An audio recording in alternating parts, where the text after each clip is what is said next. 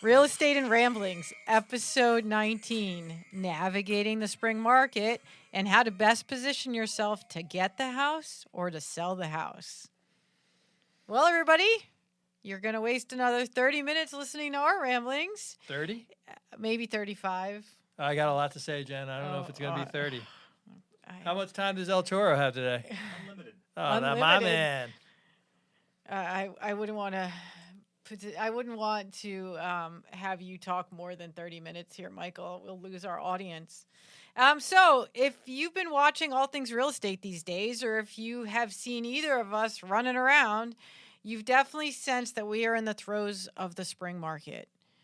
It seems like it kicked off pretty much about a week after the Super Bowl parade and has been nonstop since. We thought that now was a good time as homes start to come on the market to review with you guys ways to help you navigate the processes to get the house or to sell the house.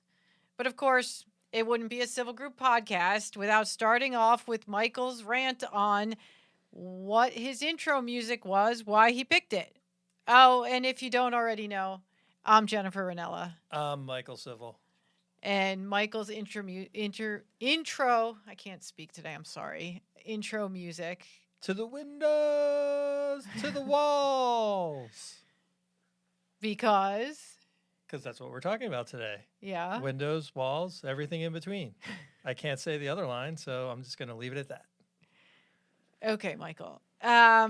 So, Michael, I thought we would start with a bit of description for everybody on basically how we list a house or how homes get listed right now. Are you going to? How they come on the market. You're not going to give all our secrets away, are you? I mean, it depends on how much you go off on a tangent. It's usually you that gives off our secrets, not me. No, my tangents are normally about specific topics, not about our operating platform. I think I could share a little bit of insight with our listeners out there to give them an idea of how we do things. Justin, have your finger on the bleep button. You got it. All right, be ready. Be ready. I'll give you a heads up. Okay. Anyway, we wanted to just share what the usual timeline is for listing homes, how homes get listed, because if we're talking about navigating the spring market and how to quote unquote get the house or to sell the house, we got to first talk about how homes are listed or how we usually list a house, right? How we bring a home to market. Now, so this is after prep, photos, and price. This is after prep, photos, and price, because a lot of the work to be but our 3 true P, you're right. Is but the our 3 process Ps. is The process. 3 Ps. Yeah. Right. And Yeah. I think that's like episode 4. Maybe it might have been episode 1. Was it episode 1? I don't know. It might have been. Way back, so episode there's 1. the 3 Ps: prep, photos, and price. Yep. We're now through that. We're through that. Which really, that is a lot of work. The time and work that goes into a listing. It's almost equally as much as getting it listed and getting it sold is the prep, photos, and price. Something I don't think our friend in Boulder really understands. No, but we're not going to talk about your friend in Boulder. You're not allowed to mention your friend in Boulder one iota at all. This. Nope, we're done. We're done with that. Not even. Nope. I can't. Nope. So anyway, everybody, for all of you 2B sellers out there, we do not often list a home coming soon.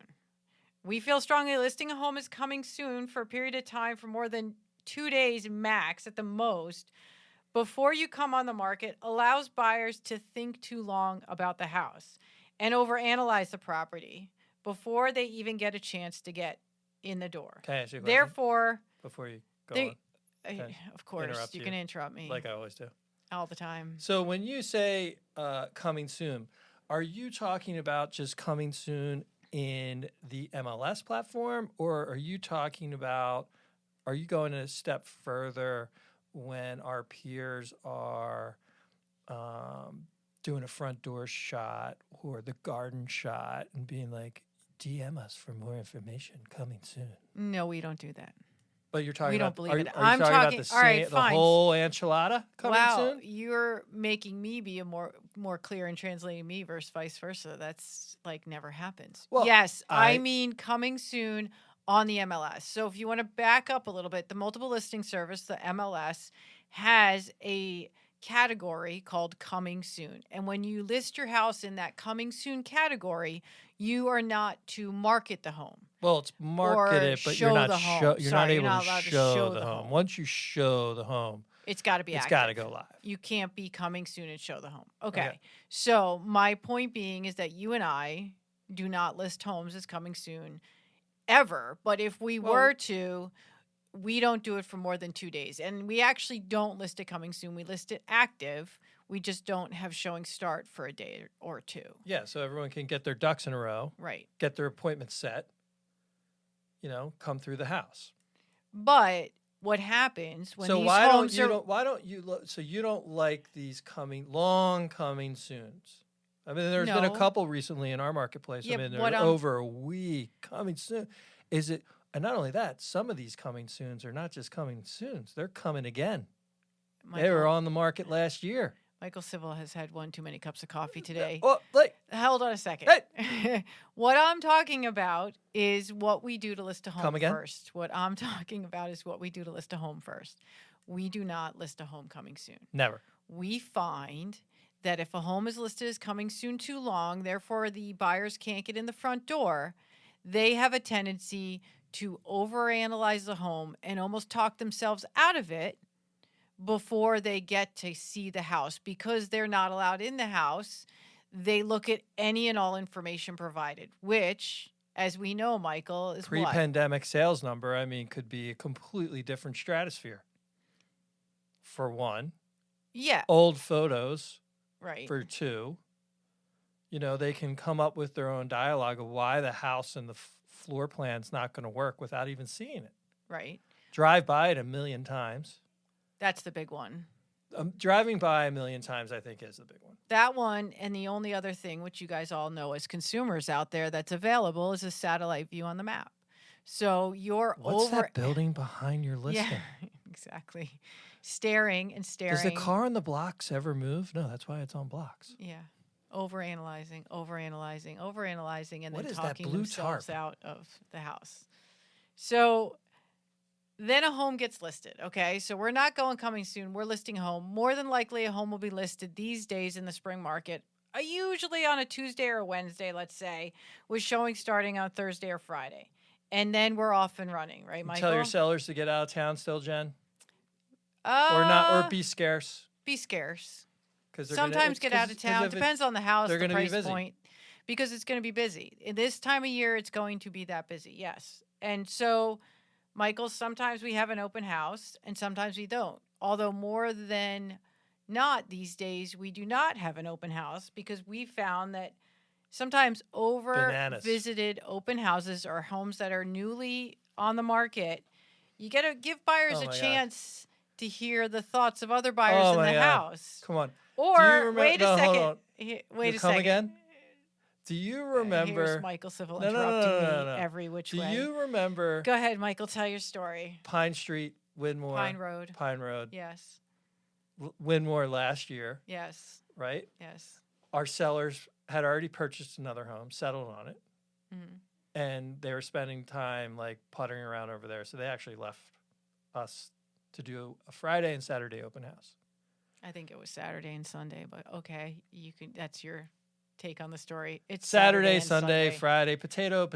It's Saturday, Sunday. But anyway, we did back-to-back open houses, right? Mm-hmm. And they were bananas. Yeah, a lot of people in the house. House wasn't very big. Well, I think that's what people don't realize is a lot of times you make a house feel smaller when you have an open house, first day on the market, second day on the market, and you've got a lot of bodies in that house. But more importantly, yes, tell us, Michael. More What's importantly, more important El Toro, than the bodies in the house? You had the guy in the living room talking about the windows and the walls, right? Thus, he just throws it back to his the windows. He was to the windows, to the wall, about all the negative. Well, it's the dad that comes in, or the neighbor, or the uncle. The dad that bought the house for $40 and a pack of gum. Yeah, the guy that fancies back in himself. '78. Fancies that himself. He's selling for $2 million now. Fancies himself a home inspector. Right. Okay, so go ahead. What happens? So the situation was, this guy wasn't going to buy that house, right?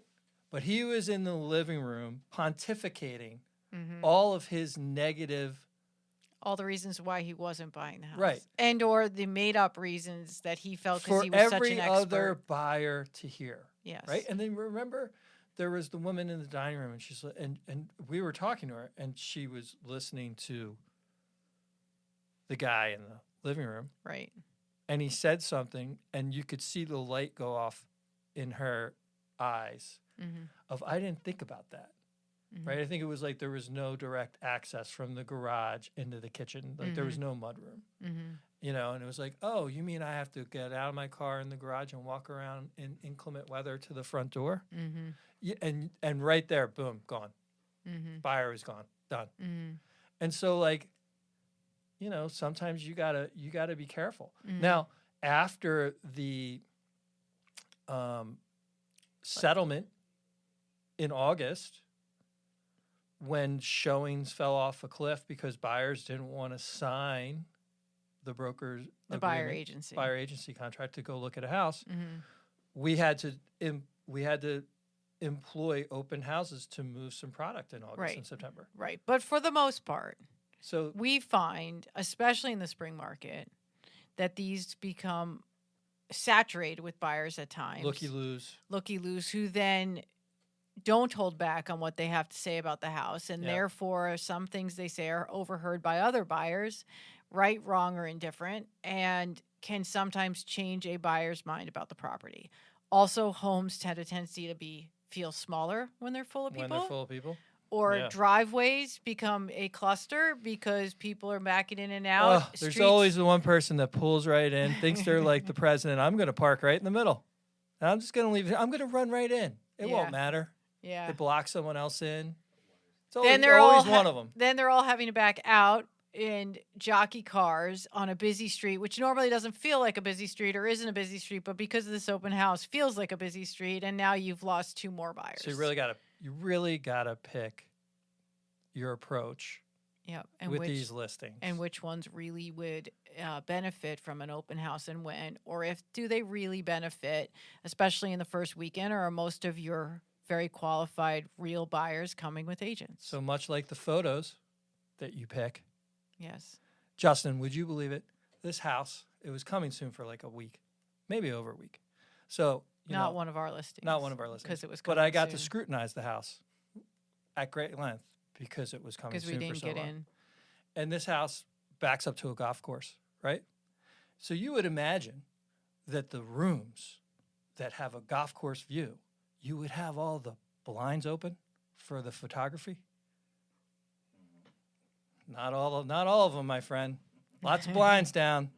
So you got to be selective in your photographs, Jen, right? Yes. You actually have to like think about some of the things that you're doing. You can't just do an open house. Or throw a house on the market. Or just throw it up there, coming soon. You have to, there's got to be some thought to the process. Yeah. The craft. How do you really market the house to net your seller the highest price? Boom. But anyway, as always with Michael Sivel, we digress. Sorry about that. So now the home is listed, not coming soon, we've made clear. Not with an open house, we've made clear, depending on the property. And now we have showings, right? And we get an offer.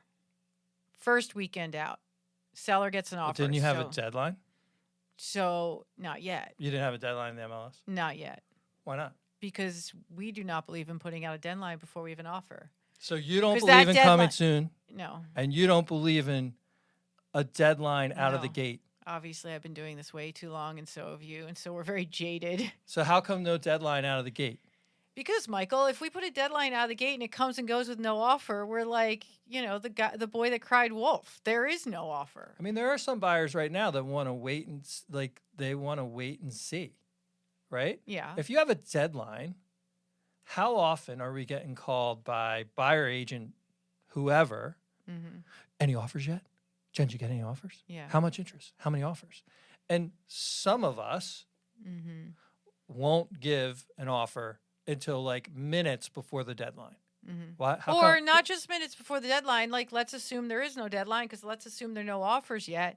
A lot of us, if it comes on Wednesday with showing starting Thursday or Friday, a lot of us buyers agents will wait until Sunday morning maybe to drop our offer, because we're assuming everybody else is waiting and we don't necessarily want to be the first one in. But there's a point where you just have to, your buyer wants it, you're just going to drop You're it gonna go get it. but you hope you have a really good working relationship with that listing agent if we have our buyer's hat on right now. So you don't like to set a deadline out of the So gate, if I'm but the you will listing agent, eventually I will set a not set a- deadline. But no. you Yes, once I get an offer.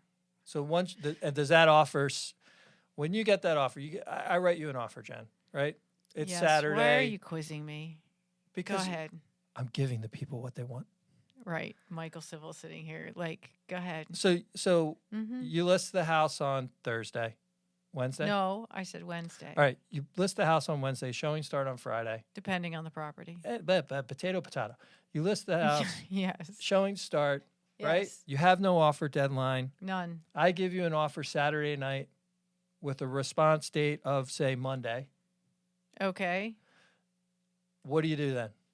You've given me an offer on Saturday with a response on Monday, and my property is showing like gangbusters because I'm in the spring market. I think Monday's fair.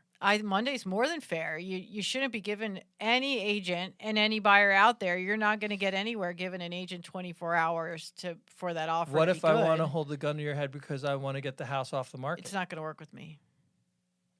Why not? Because I know and I'm confident in, one, our sales price, and two, our property, if we've done the prep photos and the pricing right, that I'm going to have other interests. So Okay, if you're Bob gonna Barker. Give me, So price is right. You get my offer. You're gonna I give me give an you offer till with 24 Monday. hours. I'm not buying it. Then what are you doing? I am setting a deadline, and you gave me till Monday to Yes. respond. Then my deadline for all offers more than likely would be Sunday night, depending on my seller, because I'm going to talk to my seller about it, our seller, and we're going to make a plan or a strategy from there. Okay, I got an offer. It's a solid offer. I got to respond by Monday. My deadline is Sunday night. And then I publicly, to everybody that's shown the house, I let them know I have an offer. We are going to put a deadline out there, all offers by Sunday night, with a response on Monday. Sometimes 2 I'll days try on the deposit. Always. It's making fun of me now, you guys, because I am adamant right now I won't take an offer. I mean, she puts it in the offer everywhere. sheet, Because- and no one does it. But it's fun. They do it. Most people do it. But what happens is you put 5 days on the first deposit, and you're in trouble because you got to wait to get that deposit money. And then if you don't get the deposit money, that's kind of an out. And that's important. Michael's on his cell phone now and forgetting that he's being recorded on video, and he's texting or doing whatever I'm trying to stay focused. I was trying to find something. Anyway, you get an offer, and buyers out there putting a 24-hour deadline on your offer, or making it good for only 24 hours, is not going to get you anywhere. Put it on through Monday and let it be. And if you've got a great listing agent, a great buyer's agent, then they're going to work together. And whether there's a deadline or not, you'll get a response. Putting a 24-hour on that is not going to make a seller jump any faster, especially not in the spring market. Okay, Michael. So I put that deadline out there, and it's assumed that any offer to come in is highest and best, correct? We're playing music now. No, that was a mistake. That was a mistake. Okay. That was a mistake. I digress. Yeah. So I'm sorry. Are you distracted? I was distracted Would by you my like me to phone. repeat what I just said? Everyone just saw that too. Yes, and it's the story of my life. Everybody But knows I wanted now. to have. I feel like, wanted to have the closing teed has up. That's my everybody job. I seen was National jumping ahead on Lampoon's European multitasking. Vacation? Because right now that's the story of my life. What? Big Ben Parliament. I can't go left. Big Ben Parliament. can't go Big left. Ben Parliament. Here I got a funny repeating. story. I got a funny story No, about that circle. I got a really funny story. Oh my God! A you're friend of digressing. mine was doing study abroad. What circle is it, Michael? God darn. There you go. What is it? I think it's Trafalgar Square, Thank you. isn't it? Yes. Okay. And so he was on that circle, and he was totally intoxicated. Mm. Don't drive drunk. And he couldn't get off the circle, so he threw it in reverse, and he got rear-ended. And the cops came up to his window and they were Is like, this a true "You won't story? believe how drunk the guy is behind you. He said you were going in reverse on the circle." Is that a true It's story? a true story. And they asked him to pull over. They got all his stuff. And they were so caught up with this guy behind him that was drunk, trying to convince these officers that he had been going in reverse. When in fact he was, because he couldn't get off the circle. I don't know if that's true or not. I will not say his name. But anyway, But yes, that is a true story. My story of my life, Big Ben Parliament, is I repeat a lot because Michael Silva gets distracted by his phone, which everybody just witnessed. Sorry. So we're in a multiple offer situation. Yes. We've set a deadline. Yes. Are we assuming that I'm asking for highest and best when I put a deadline out there and tell everybody I have an offer? No. Oh, come on. I mean, in that scenario, Jane, you ignorant slut, why would I go back to you? Well, that's what I'm just saying. So we're assuming highest and best. And I don't mean you're, I was another line. Anyway. Maybe we should restart this podcast. Because we just lost Justin. He was like, what the hell is going on here? Michael. But it happens all the time. Wait a minute. But what I said is we're assuming if I put a deadline out there, we're assuming that any offers brought to us is your highest and best. You need to bring me your highest and best, right? Yes. Okay. Why anyone needs to be told that in a multiple bid situation, hey, I would have taken out the home sale contingency. You're going against multiple bids and you have a home sale contingency in there. Chances are you're not even in the conversation. Why anyone would submit that offer and then expect you or I to call them up and ask them to massage the offer? Yeah. Like, no. When you know there's a deadline because there we are have multiple offers. Yeah. Like, exactly back to the line I said I'm not going to You're not repeat gonna again because it sounded worse with you sitting next to me. But As yes. opposed to me sitting across the desk. But I would never say that. I was trying to, it wasn't a funny You're joke. making a point. It wasn't a funny Anyway. joke. The point is, Yes. in that scenario, Yes. we're not going back to anybody. We might go back to someone after we speak to our sellers, and they might want some refinements of the offer. A day here, a day there. 2 days on deposit. Hey, I got 2 days on deposit. Big Ben Parliament.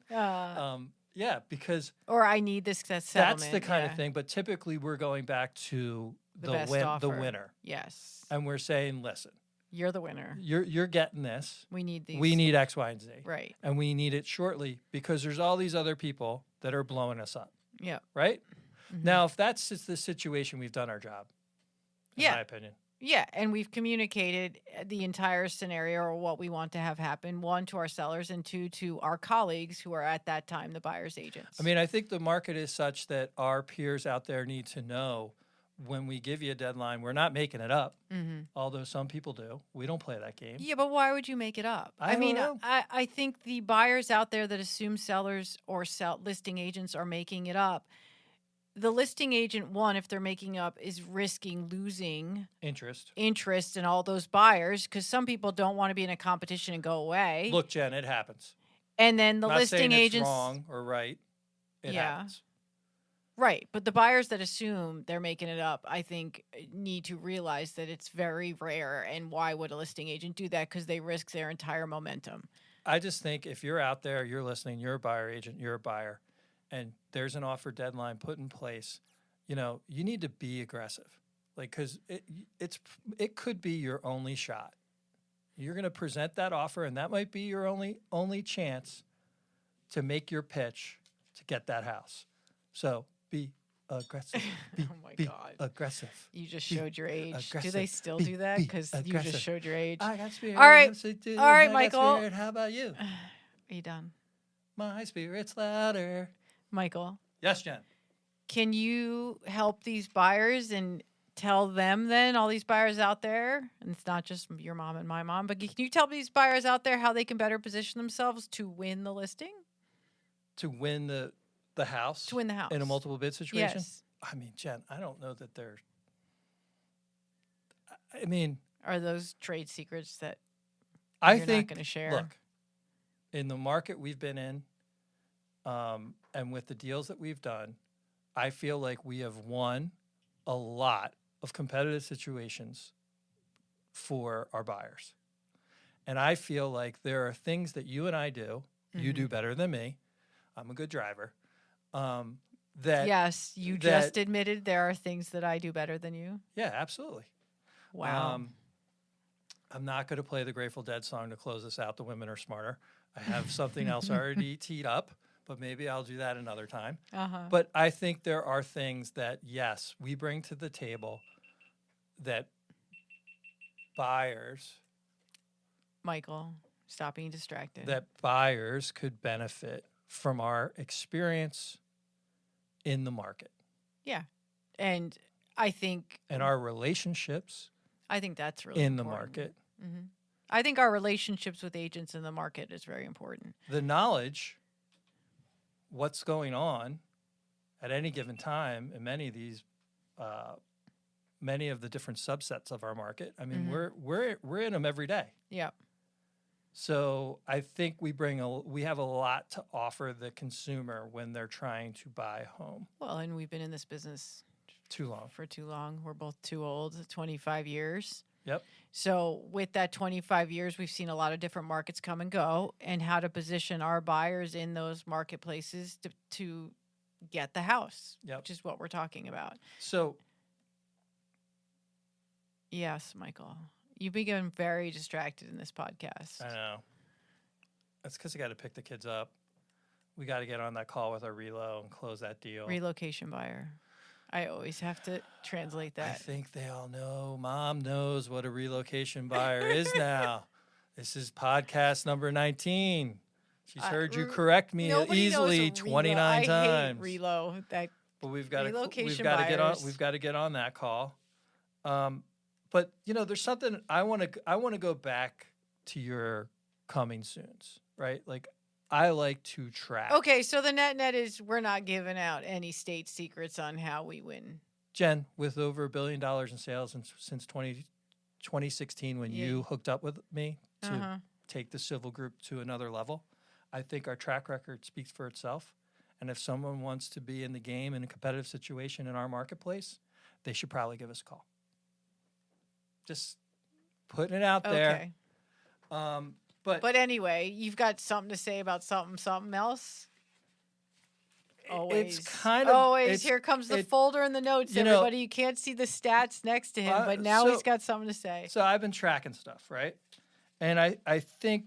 To be clear, tracking what? Sales? Sales, data, information. Sales. Yeah. Okay. I mean, I track people on Instagram. I know what you're doing. I know what you're saying. But there's been 3 recent sales, and I think the one that caught my eye most recently was one that you brought to my attention, and you said, "Oh shit, did you see what X sold for?" And I was like, "No, a listing in 19118 that's been on the market a long time. It was on the market and off, we should for say. over 300 days. Yeah, but on and off. Okay. Yes. And we've shown it. What's interesting, though, is the MLS is no longer doing a very good job at tracking days on market? Of tracking the closed list price, the percentage of the sale. Original list price, I think is what you're trying to say. Yeah, but there's a trick, Jen. Okay, there's a trick that these people are doing. Other listing agents. So what they do is, they aspirational pricing. Maybe it's the seller price, but or a combo of the two. Maybe. Okay. But when you have proof, when you have data, you can't tell me that all 3 of these sellers were like, "Yeah, push that price. Oh yeah, great. I want to be on the market for a year. Yeah.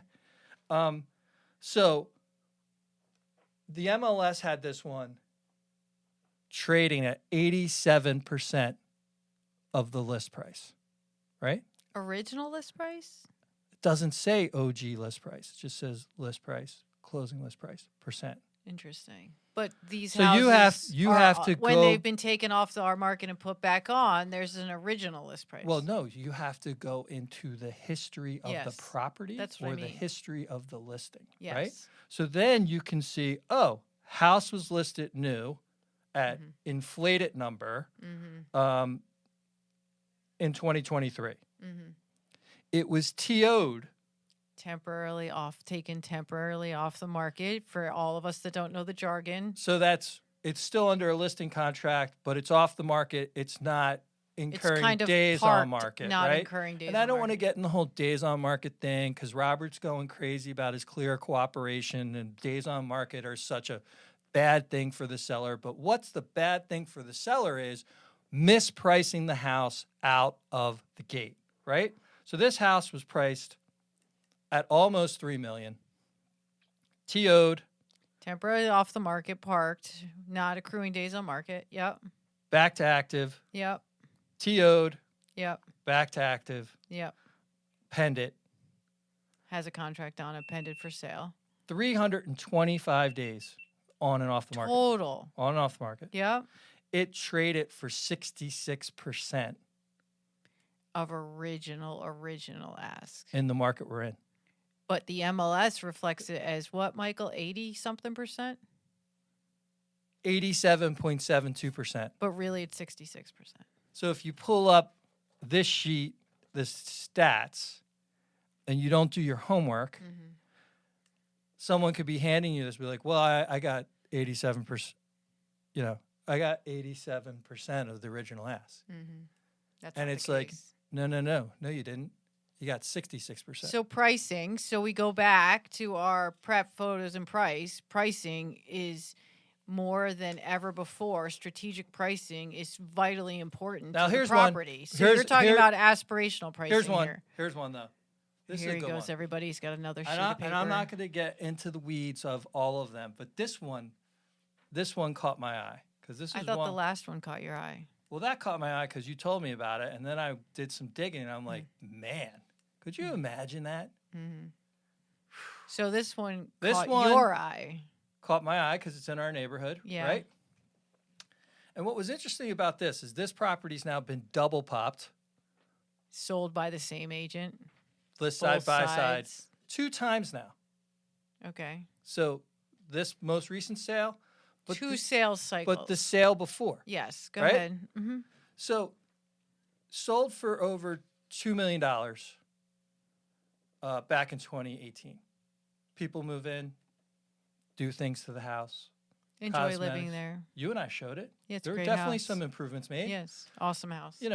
Killer piece of ground. Mm-hmm. Walk to location. Mm-hmm. Cool house. I mean, there were some things that our buyers didn't like, but I'm not But gonna. it's a neat house. Yeah. So, I think this was one of those DM us for more information situations. Direct message us before we come on the market. I'm Come- just going to sit here and be the glossary so- to Michael Sivel's rant, everybody. Okay. So, comes out in April, right? 2024. It closes September 2024. Mhm. And this is where I was like, wow. Double popped again. Sold both 75% of the original list price. But here's the kicker.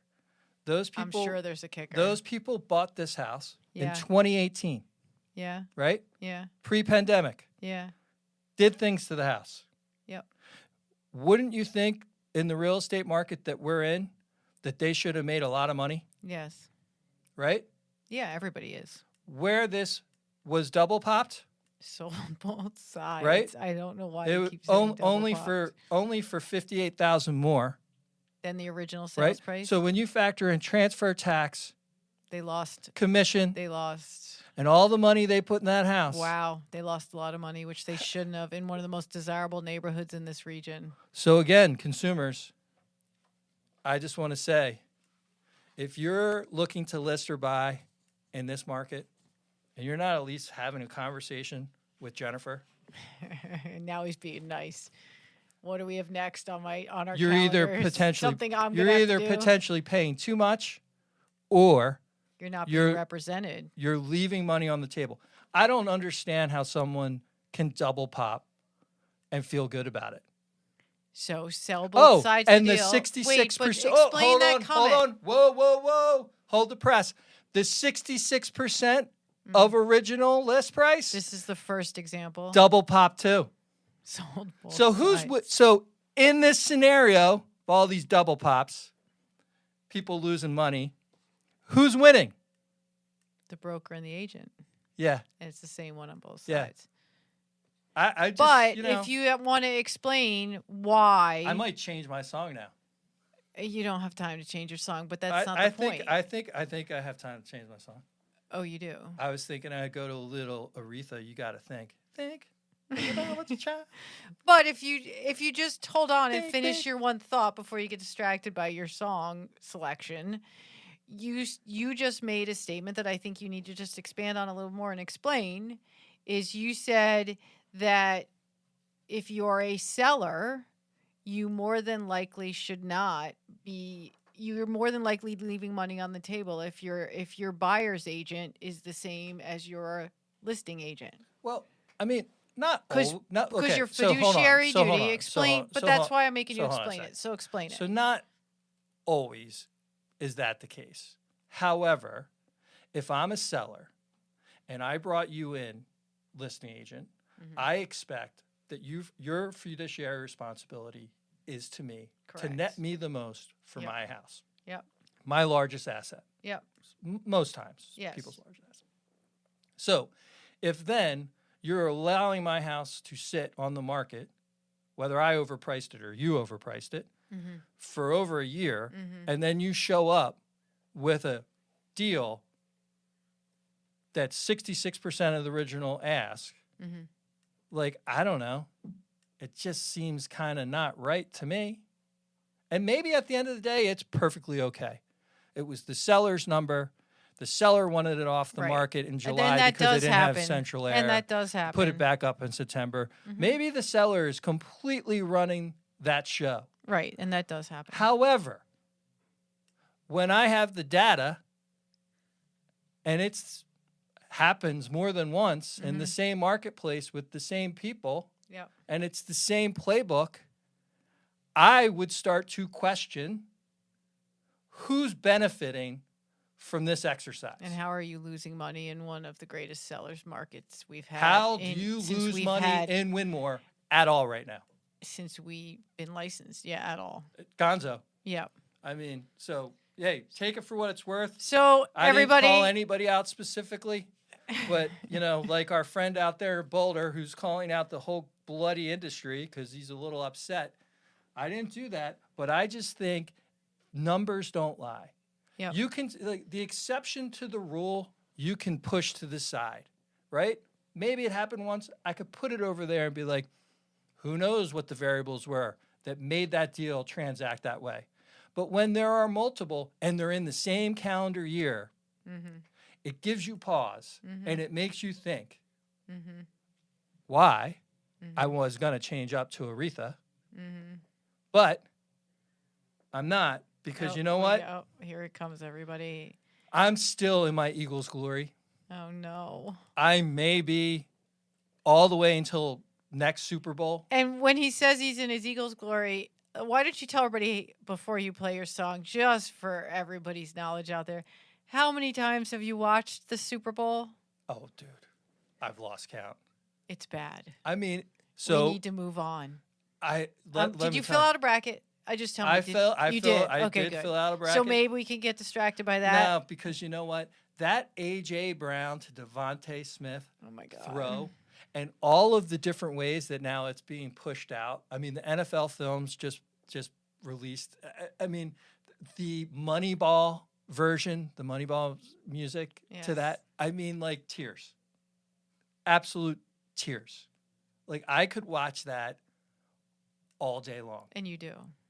Yeah, and I'll peek over at I'm your sorry desk. for the free agents that we lost. Some It's of them very were really distracting amazing. to you. BG retiring. I mean, what a great Philadelphia Eagle. Like Example of a field. Yeah. good teammate, hard worker. Mm-hmm. Like I mean, just a good dude. Always smiling. But The let's trash talk at the coin toss. Like I mean, that's probably the thing I'll miss the most But with let's- BJ being gone. Like that let's- guy could talk trash better than anybody. But let's circle back. Give a guess. How many times have you watched it? Since the Super Bowl? Yes. Well, This includes the okay. week between the Super Bowl and the parade. Now hold, because Let's there's everybody see how okay. nuts you Watching really it from are. start to finish, I would probably say half a dozen times. I was gonna guess Starting it six, at least. and coming back to it over the course of the week. Oh my God, you do that too? Oh yeah, I mean, you know, watch a little snippet, fast forward a little, but we destroyed that team. And it was like from start to finish. So it doesn't matter when you go Okay. and watch that game. Like, All right. you could watch 5 minutes, and it's 5 minutes of an ass whooping. Okay. But anyway, I can't wait till the next season. Wait, so you filled out a bracket, and you don't think that's going to distract you for 2 weeks? I think it'll distract you a little bit. No, because we're getting into my favorite Phillies. time of year. Phillies. Well, spring market. And with spring market, spring the baseball. Phillies come back into town. Spring baseball. And, you know, one of my favorites.